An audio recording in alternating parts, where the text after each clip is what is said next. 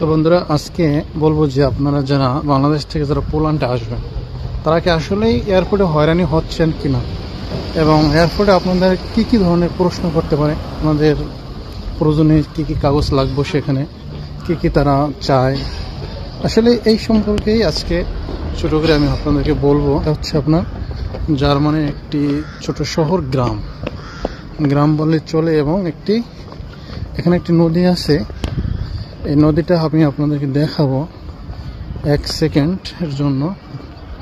এই নদীটা হচ্ছে আপনার সমস্ত ইউরোপকে ঘিরে এই নদীটি। আমাদের দেশে যেমন বলা হয় খাল আছে না, যেমন খাল, ছোট ছোট খাল একদম একটা ছাড় দিয়ে গেছে, ঠিক ওই রকমের আপনি এই নদীটি এখানে দেখতে পাবেন।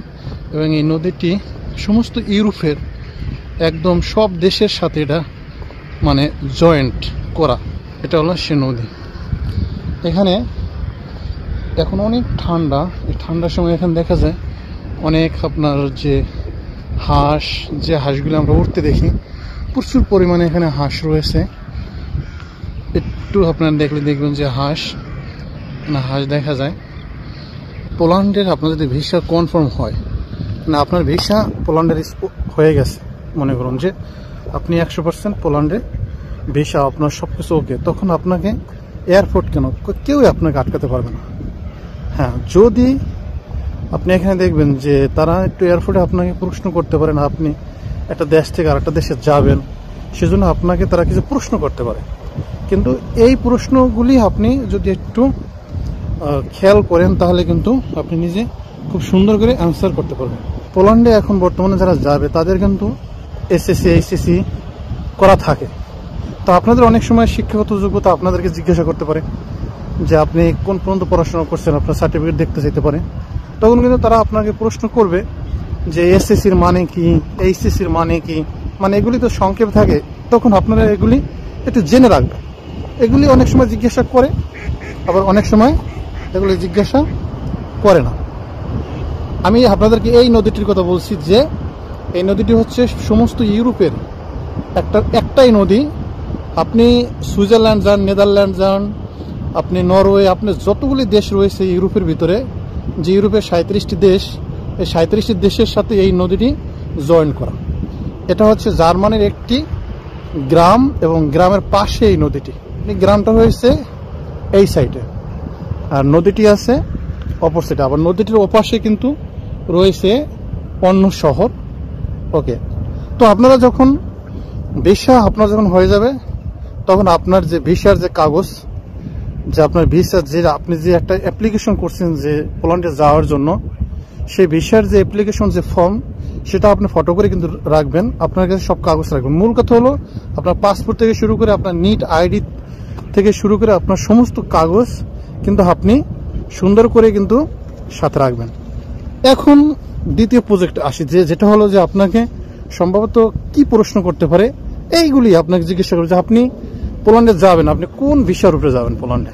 হ্যাঁ, আপনি পোল্যান্ডে যে বিষয়ের উপরে আপনি যাবেন, সেই বিষয় কিন্তু আপনার ভিসার ওখানে কিন্তু আপনার যে একটা ফর্ম থাকবে, সেখানে কিন্তু থাকবে। তখন আপনাকে জিজ্ঞাসা করতে পারে আপনি কোন কোম্পানিতে যাবেন, সেই কোম্পানির নাম কি, এবং সেই নামগুলি যদি আপনার সংক্ষেপে লেখা থাকে, মানে সংক্ষিপ্ত অক্ষর দ্বারা যদি লেখা থাকে, তাহলে অবশ্যই আপনার কাছে সেটা ফুল মিনিং এগুলো জিজ্ঞাসা করবে। অথবা আপনাকে এরকমের প্রশ্ন করতে পারে আপনি কিভাবে পোল্যান্ডের ভিসা করলেন। মানে অনেক সময় কি আপনি এয়ারপোর্টে যখন আপনাকে যারা প্রশ্ন করবে, তাদের সাথে আপনি খুব স্মার্টলি অ্যান্সার করবেন। মানে আসলে না, অনেক সময় ভয় পাবেন বা ভয়ে কথা বলবেন না। তো এরকমের কিছু না, আপনি কথার স্টাইল যদি আপনার ভালো হয়, আপনাদের পারফরমেন্স ভালো হয়, তাহলে কিন্তু আপনাকে তারা কখনোই আটকাবে না। আর আপনার ভিসা যদি ঠিক থাকে, তারা তো আটকাতে পারবেই না। সবসময় মানুষকে কীভাবে হয়রানি করে, তো এটা হচ্ছে মানে একটু হয়রানির দিকে পড়ে। তো আপনারা এই হয়রানি হবেন না, আপনারা কিছুতেই ভয় পাবেন না। আপনাদেরকে যে ধরনের প্রশ্ন করুক না কেন, আপনারা সঠিক উত্তর দেওয়ার চেষ্টা করবেন। কারণ আপনি যদি সঠিক উত্তর দেন, তাহলে কিন্তু আপনাকে তারা আরও স্যালুট করবে, না এ অনেক চালাক আছে, এ ঠিক মতোই তার ভিসা প্রসেসিং করছে। এবং আপনাকে জিজ্ঞাসা করতে পারে আপনি বাংলাদেশে কোনো এজেন্সির মাধ্যমে আসছেন কিনা, না আপনি একা কীভাবে করলেন, এই সমস্ত জিজ্ঞাসা করতে পারে। অথবা আপনাকে জিজ্ঞাসা করতে পারে আপনি কোন এজেন্সির মাধ্যমে আসছেন, সেই এজেন্সির যে সেই এজেন্সি সম্পর্কে আপনার একটু ধারণা থাকতে হবে, যে আপনি যেখান থেকে আপনি বেশিটা মানে মানে অ্যাপ্লাই করছেন যাদের মাধ্যমে, তাদের যদি সঠিক অ্যাড্রেস আপনি তাদের কাছে প্রুভ করতে পারেন, তাহলে কিন্তু আপনার জন্য কিছুটা সহজ হবে। তো বন্ধুরা, যে মূল যে বিষয়টা হলো যে আপনি পোল্যান্ডে যাওয়ার যে প্রসেসিং হতে শুরু করে আপনার সব কাগজ আপনি অ্যাপ্লাই করা থেকে শুরু করে আপনার যত ডকুমেন্ট আছে সেই আপনি কিন্তু আপনার সঙ্গে রাখবেন। এবং যখন আপনাকে ইমিগ্রেশনে যখন এই প্রশ্নগুলি করবে, যখন তারা এই কাগজগুলি দেখতে চাবে, তখন কিন্তু এই কাগজগুলি আপনি তাদেরকে সব কিন্তু দেখাতে পারবেন। কারণ আপনি একটা কাগজ যদি মিস হয়ে যায়, ওইটার জন্য কিন্তু আপনাকে কিন্তু এয়ারপোর্টে আটকে দিতে পারে। অনেকেরই হয়ে থাকে যে, যেমন আপনি দেখবেন যে বাংলাদেশ থেকে যারা আপনার সৌদি আরব আসে, একটা সংস্থা আছে, সেই সংস্থাতে যদি নামের যদি রেজিস্ট্রেশন করা না থাকে, তাহলে কিন্তু অনেক সময় তাদের ফ্লাইটই ক্যান্সেল হয়ে যায়। তো আপনি যখন বাংলাদেশ থেকে যখন আপনি এই ইউরোপের যে পোল্যান্ডে আসবেন, অবশ্যই আপনার সমস্ত কাগজ সঙ্গে রাখবেন, তাহলে কিন্তু আপনি এয়ারপোর্টে বেশি হয়রানি হবেন না। আর আপনাকে এয়ারপোর্টে এই সমস্ত প্রশ্নই করবে, আপনি কোন পেশায় যাচ্ছেন, আপনি কিভাবে অ্যাপ্লাই করলেন, এবং সেই পেশার যে কোম্পানিতে আপনি যাবেন তার যে সম্পর্কে কিছু একটা জিজ্ঞাসা করতে পারে, সেটা আপনি সাধারণত তার নাম এবং আপনার কাজের ধরন এটা আপনি সবসময় আপনার নলেজে রাখবেন। এই আর হলো যে আপনার শিক্ষাগত যোগ্যতার সার্টিফিকেট এবং আপনার যে পাসপোর্ট এবং আপনার যে নিট কার্ড এবং মানে বাংলাদেশে আপনি যে মেডিকেল যে রিপোর্টগুলি রয়েছে এগুলি সব ভালো থাকলে, এবং করোনার যে কাগজ এগুলিও আপনি রাখবেন, না লাগলেও এগুলি রাখবে। অনেক সময় মানে তারা মানে চাইতে পারে, অনেক সময় আপনার ইমিগ্রেশনে সব লোক কিন্তু সমান না।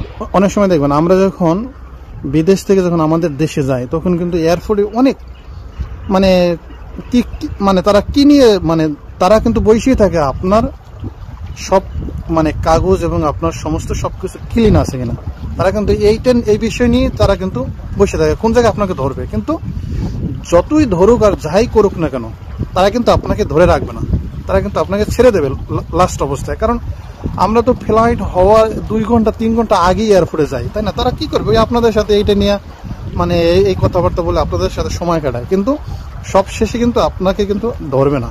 আমরা ওই প্রথম অবস্থায় এটাকে বলতে পারি হয়রানি করে, অনেক প্রশ্ন করে, অনেকে একটু ভয় পায়, অনেকে অ্যান্সার করতে একটু কষ্ট হয়ে যায়। না, আপনার কোনো কষ্ট নেই, আপনি সঠিকভাবে আপনি অ্যান্সার করবেন, সুন্দরভাবে অ্যান্সার করবেন, আপনাকে আটকাবে না, সঠিকভাবে আপনাকে ছেড়ে দেবে তারা।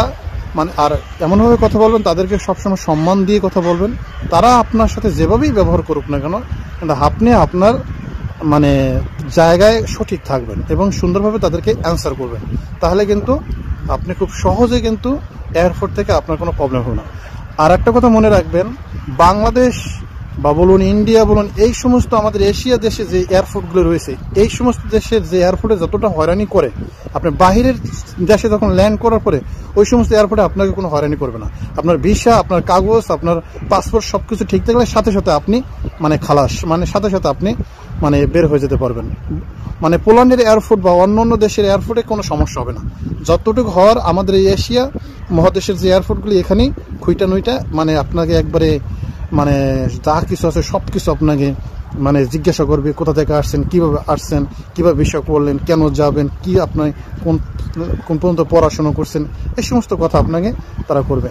তো বন্ধুরা, এই ছিল আপনাকে এয়ারপোর্টে আপনাদেরকে যে সমস্ত কথাগুলি তারা জিজ্ঞাসা করতে পারে, এটার মধ্যেই সীমাবদ্ধ, এর বেশি কিছু আপনাদেরকে হয়রানি করবে না। করলেও আপনি এক্সট্রা কিছু নলেজ রাখবেন যাতে আপনি টপ অ্যান্সার করতে পারেন। তো বন্ধুরা, আজকে ছিল এই পর্যন্তই, ভিডিও অনেক বড় হচ্ছে। তো আপনাদেরকে দেখালাম সুন্দর একটি শহর, গ্রাম এবং সুন্দর একটি সিটি, এবং আপনি এই জার্মানির এটা একটা, এখানে প্রচুর পরিমাণ টুরিস্টরা আসে। মানে এখন প্রচুর পরিমাণ ঠান্ডা, মাইনাস আছে, এখন সন্ধ্যা হওয়ার মানে ভাব, তো লোকজন চলে গেছে। তো আপনার মাঝে মধ্যে এখানে প্রচুর পরিমাণ লোক হয়। তো আসলাম, আপনাদের সাথে ভিডিওটি শেয়ার করলাম। যদি অবশ্যই ভিডিওটি ভালো লাগে, অবশ্যই মায়াজাল টিসের সঙ্গে থাকবেন সাবস্ক্রাইব করে, এবং এই মায়াজাল টিস ওয়াল চ্যানেলটিতে আপনারা প্রতিনিয়ত ইউরোপ বলুন, আমেরিকা বলুন, সমস্ত দেশ নিয়ে ইনফরমেশন এবং কিভাবে আসতে পারেন সমস্ত মানে আপনাদের উপকার হবে, আপনাদের ক্ষতি হবে না। আর সাবস্ক্রাইব করতে তো আপনাদের কোনো, আমি মনে করি কোনো সমস্যাও নাই। যদি ভালো লাগে অবশ্যই সাবস্ক্রাইব করে চ্যানেলের পাশে থাকবেন। দেখা হবে পরবর্তী ভিডিওতে। সবাই ভালো থাকবেন, সুস্থ থাকবেন। আল্লাহ হাফিজ।